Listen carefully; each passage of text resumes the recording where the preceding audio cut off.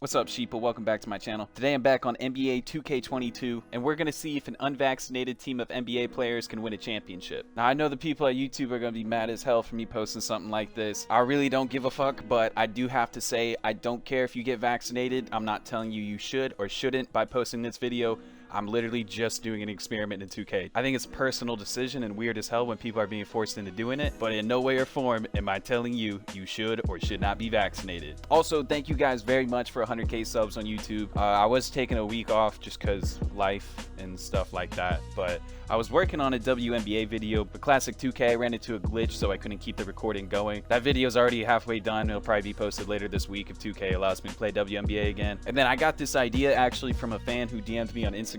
So big shout out to this Cam dude for the video idea, but let's get right into it. So for starters, I'm going to be using the New York Knicks. I wanted to take a team that I thought had no chance of winning a championship in the near future. And generally, my goal here is to take the players that I know are anti-vaccine without affecting the rest of the league. So for starters, we got Kyrie Irving. He didn't attend the Nets media day and has refused to answer questions about being vaccinated or not. He's also a great point guard, flat earth believer, the son of a goat, and I don't know who his off-season plug is, but I'm trying to smoke whatever he's on. Next up, we got the second all-star on our list, Bradley Beal. Said he's still considering getting the vaccine after he's unvaccinated for personal reasons. Getting shit on left and right for saying stuff like this because freedom of speech, but with a caveat. Next up, we got Andrew Wiggins. Recently, you might have heard that he was trying to claim exemption from the vaccine due to religious beliefs. The NBA shut that down quicker than a Minneapolis Target. Next up, we got Jonathan Isaac. It's been a face of controversy before. Dude has two big old black balls on him. Lately, he said, what it is that you do with your body when it comes to putting medicine in there should be your choice, free of ridicule and the opinion of others. Cool story, bro, but we're just gonna need you for your size, and we're gonna need somebody to watch the bags while the rest of the team's at the strip club. And the last player I can find information on about his vaccination status. Earlier in the year, Devin Booker declined to share his vaccination status, said it was personal, but recently there was an article posted saying that Devin Booker is the only player on the Suns not to be vaccinated. And next up, we're already getting to players that are vaccinated. There's very little information about NBA players that are unvaccinated. It's been said that 90% of them are, and then to be fair, the other 10% are probably pretty smart for not saying anything about it so they don't get bashed by the media. But next up, we got Marcus Smart, who said he got the COVID-19 vaccine because I didn't feel like dealing with the bullshit. Fair point. But still, we're going to take him on this team. We have slim pickings, and we need some of that defense and Black Air Force energy. And that is the last of the NBA players that I know are unvaccinated. So for the rest of the team, I'm just going to choose players that I think would fit into this group, are people that aren't afraid to go against the tide, known to be publicly different. And to start, we have the man who was once described as an emotional lesbian. He has recorded 136 technical fouls in his career, none other than DeMarcus Cousins. He's got the size and girth to be our starting center at a 77 overall. Next up on our list, we're gonna pick up Myers Leonard, the Call of Duty legend, Black Lives Matter activist. He's definitely gonna create some turmoil in the locker room, but when the cops show up, we know who's gonna talk to them. Next, we are picking up Thon Maker. Thon Maker is no virgin to controversy. He was once accused about lying about his age by a few years. Next, we're gonna take Tyler Cook. He went to the same high school as Bradley Beal at Chaminade Prep in St. Louis, Missouri, and he's also different just for the fact that he went to Iowa University. As an Iowa fan, I can count the Black Top 100 recruits we've ever recruited on 2 fingers, and he's one of them. So I'd say this dude's a bit unique. He's gonna give us some more size, but at a 71 overall, he's probably not gonna touch a court much. And then looking at our team at this point, we need another point guard, we need another small forward, we're pretty good on centers, and we have 3 starting caliber players at the shooting guard. So to fill those positions, we're gonna take Ben Simmons. This dude is so unwanted right now that he probably couldn't even get COVID if he tried, and I'm pretty sure the 76ers wouldn't miss him. And at this point, I didn't want to take any more NBA players, so I decided to go to Mexico City, because word on the street is we aren't testing migrants from Mexico coming over the border, so why not? And this dude just looks absolutely like Damian Chapa. The old heads here will know who I'm talking about. He's a super white Mexican dude. He was in a bunch of 90s movies, so thank God he did it then before the liberals were there to claim that he was whitewashing films. Our team would probably be getting into cat fights every day, but we're gonna see if they can win a championship. But we're moving on into the GM mode. I am going to download the 2022 NBA draft class, so in case I don't win in the first year, I can draft a player that I actually know a little bit about. I am also going to edit all the contracts of my players, make it so they all have 6 years signed up with my team, and I'm also gonna pay them like a WNBA player, and that being the minimum I can pay them, $897,000, which is actually 4 times the most amount a WNBA player is making. Sorry about that,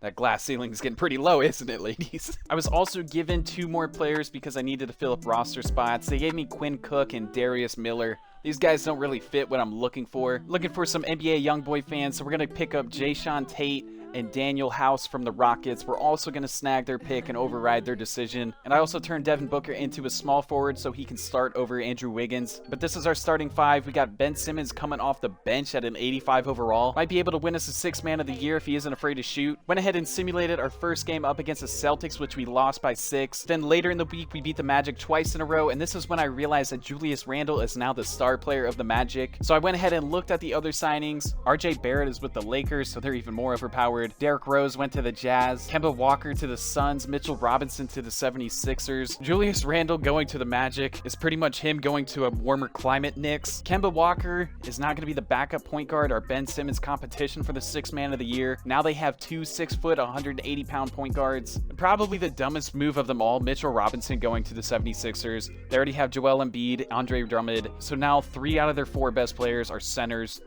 It's a bold strategy, Cotton. Let's see if it pays off for him. And simulating through our first month or 2 of games, we're off to a hot start, but we are having a ton of injuries. Jonathan Isaac has back spasms for 1 to 2 weeks. Hopefully he can pray that away. DeMarcus Cousins sprained right wrist. Don't know how he got that. You know what? Maybe Jonathan Isaac needs to direct his prayers toward DeMarcus Cousins and his crippling porn addiction, because at this point it's getting out of hand.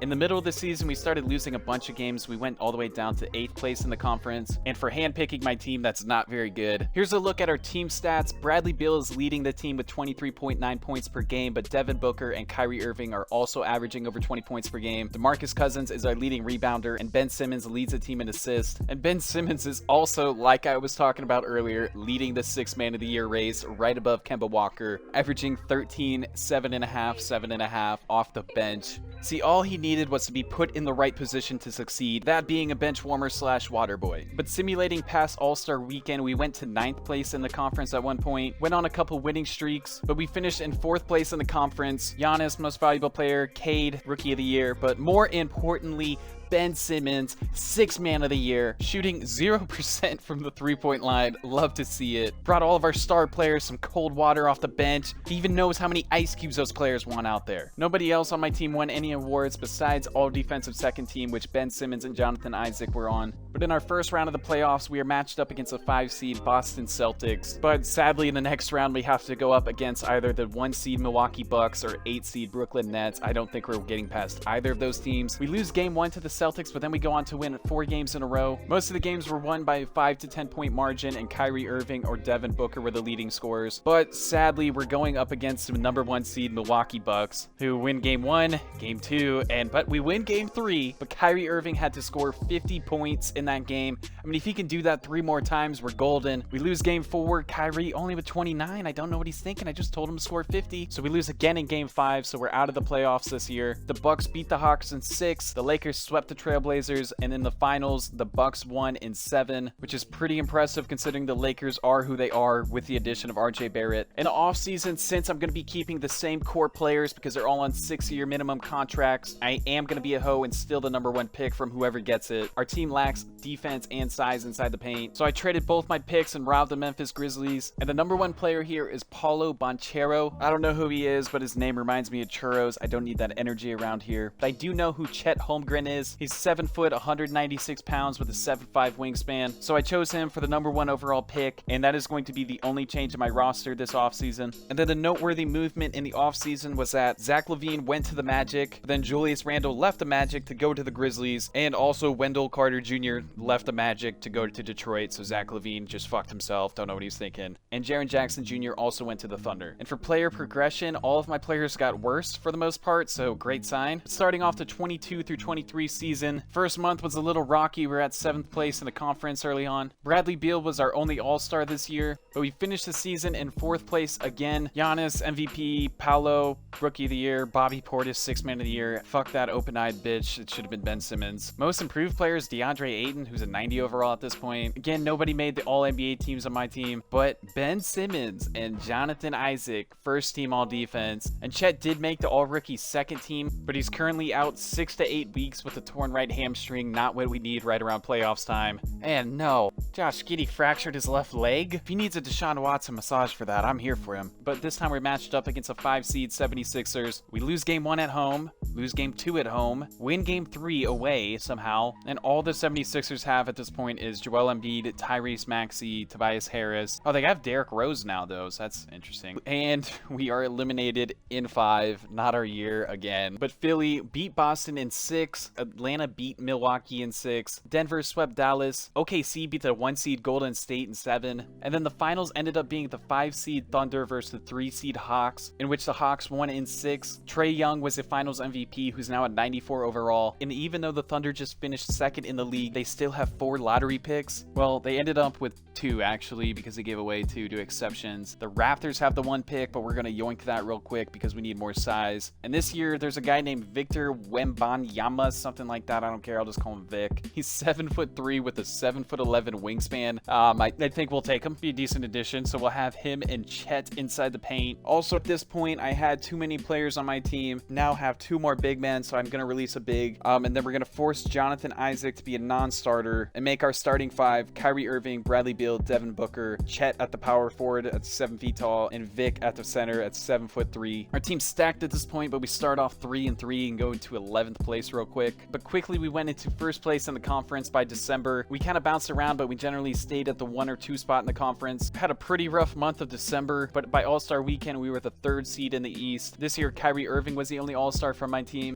Cade Cunningham is also 2nd in the MVP race at this point. Victor is leading the Rookie of the Year race with 16, 10, and 4. And more importantly, Ben Simmons, 6th man of the year, above D'Angelo Russell, Kemba Walker, and then a big drop off to Kyle Anderson and Naz Reid. But he's averaging 12, 7, and 7. But we went hot near the end of the year, just barely got by getting the 1 seed. Victor did get Rookie of the Year, Ben Simmons, 6th man of the year, but still they have us ranked behind the Atlanta Hawks in the power rankings. We're up against the 8 seed Indiana Pacers. We win game 1, lose game 2, win game 3 and game 4, then lose game 5 and lose game 6. Thinking there's no way we're about to lose to the Pacers. They don't even get cable out there. Why the fuck? And look at this fucking Pacers team. They have Wendell Carter Jr., Christian Wood, Andre Drummond, and they still have Sabonis. S. Henderson, no clue who that guy is. Different leading scorer every game. D. Daniels. Who the fuck is that guy? Who the fuck is that? Then game 7, we win. We are up against the 5 seed Boston Celtics, who we just sweep. That wasn't a problem. I guess the Pacers were a bigger problem than them. And big shout out to Cleveland. They beat the Milwaukee Bucks in 7. Sacramento just swept the 1 seed Pelicans, and the Nuggets beat the Golden State Warriors. Game 1, we lose to the Cavs. Don't know why that's happening, but I guess my young big men just aren't showing up, playing 33, 32 minutes, getting 8 and 7 points, playing like this is a Paralympics or something. It's like watching a bunch of retards trying to fuck a doorknob out there.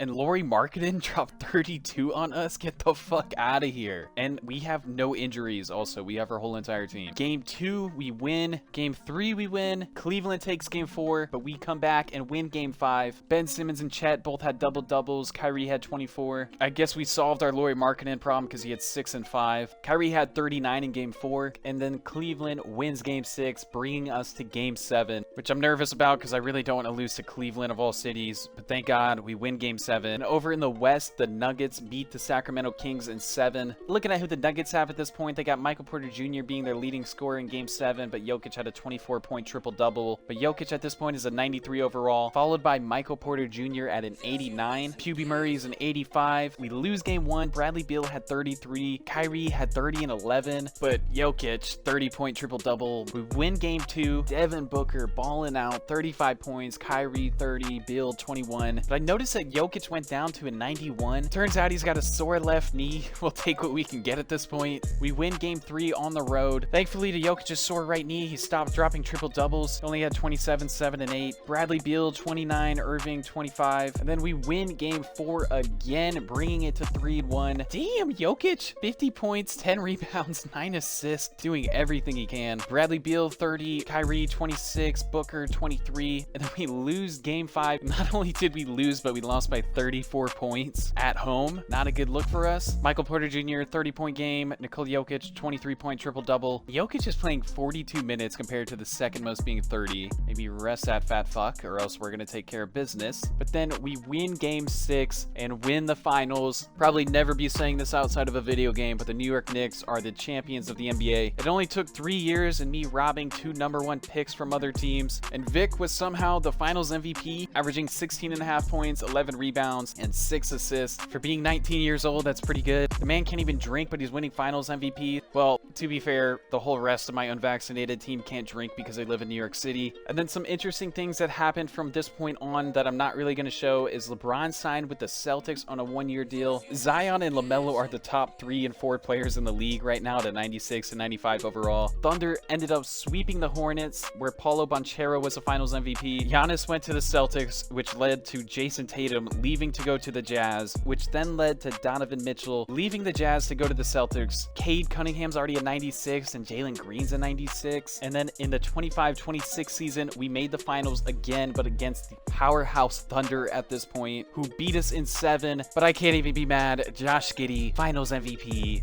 Let me touch your ball sack. But that's going to do it for today's video. Thank you guys for watching. Thank you again for 100,000 subs. I'm sorry that I took a break from posting, but I am going to be posting more often now. Shout out to Cam again for the video idea. If you guys want to send me any video ideas, the best place to do that is through my Instagram DMs. I won't see all of them, but I'll see a lot of them. Don't be silly, wrap your willy, secure the bag, don't be fat, and please don't be arguing about COVID in my comment section. I mean, I can't stop you, it would help the algorithm, but I'm asking you nicely. And shout out my mom. It was her birthday yesterday. But thank you guys for watching. I love you, and I will see you in the next one.